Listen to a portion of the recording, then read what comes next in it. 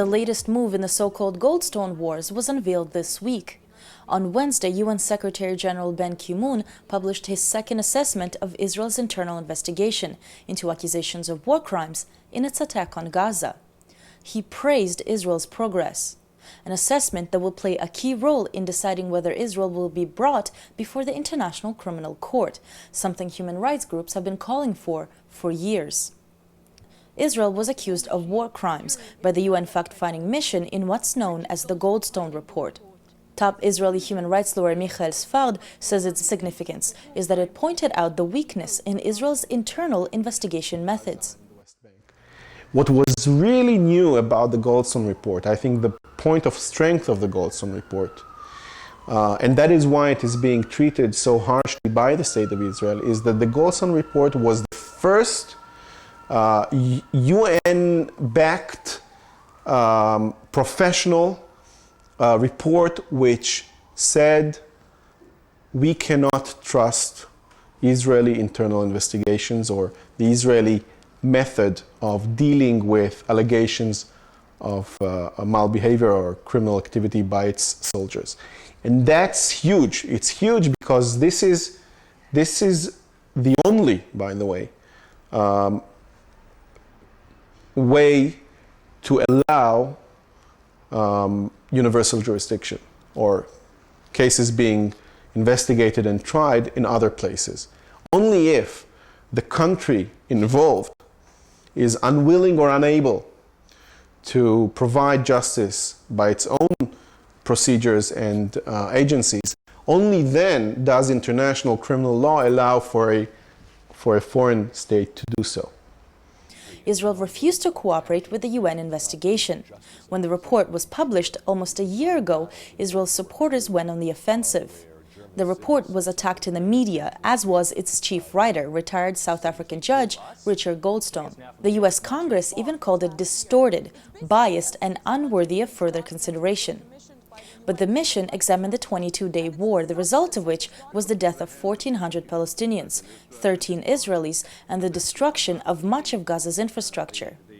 The report investigated both sides and found that Hamas was guilty of war crimes for the barrage of rockets from Gaza into South Israeli cities. It also found that Israel was guilty of collective punishment, directly targeting Gaza's civilians and using disproportionate force. It allowed a time frame within which the parties were to conduct internal investigations. And your report actually accuses both sides of wrongdoing. Well, I don't think one can compare them. The question of proportion doesn't relate to comparing what Israel did on the one side and what the armed military groups did on the other. Proportionality relates solely to the means taken by the military to achieve military objectives. If UN Secretary-General Ban Ki-moon felt their investigations were insufficient, the report recommended the cases go up to the International Criminal Court. So Ki-moon published his second assessment on Wednesday. He concluded that so far, Israel has devoted extensive resources to conducting thorough and independent investigations. He listed Israel's achievements as: Israel reviewed dozens of cases, including against high-ranking officials.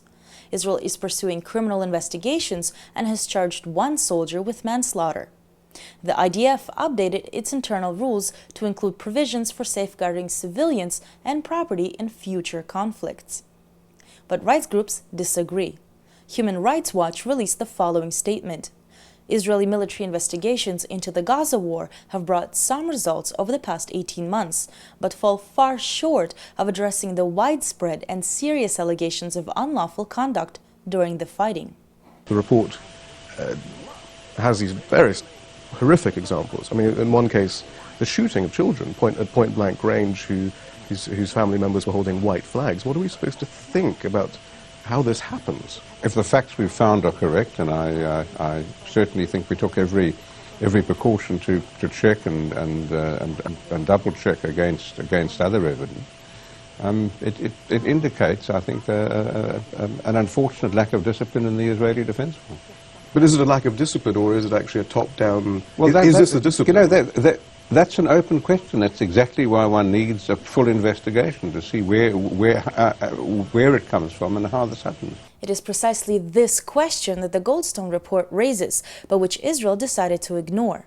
The Israeli military advocate general Avichai Mandelblit decided to prosecute individual soldiers for misconduct, such as disobeying orders. In the most severe case, he charged one soldier with manslaughter. Kimun's praise for Israel's progress included a commission Mandelblit set up to look into the events of the flotilla attack on May 31st. This commission, however, will also tackle the larger question of whether Israel's internal investigation methods even conform to international law. That decision is still to come. However, Kimun's praise for Israel's investigation methods could mean Israel would get off the hook in the international law arena. As for the Palestinians, the PA issued a statement of intent to conduct an investigation. Its progress is not yet public. Hamas also intended to conduct its own investigation. If Human Rights Watch believes Israel's progress is insufficient, Hamas, it says, has done nothing. Hamas authorities in Gaza have neither investigated nor disciplined anyone for ordering or carrying out hundreds of deliberate or indiscriminate rocket attacks into Israeli cities. Last weekend, a 16-member team created by the Human Rights Council and headed by Judge Goldstone visited Gaza. Its visit intended to investigate Hamas's progress. This information isn't public yet either. But once the full progress of all sides is evaluated, the UN will decide whether to refer the cases to international courts. From Kimun's assessment, however, it at least seems unlikely in the case of Israel.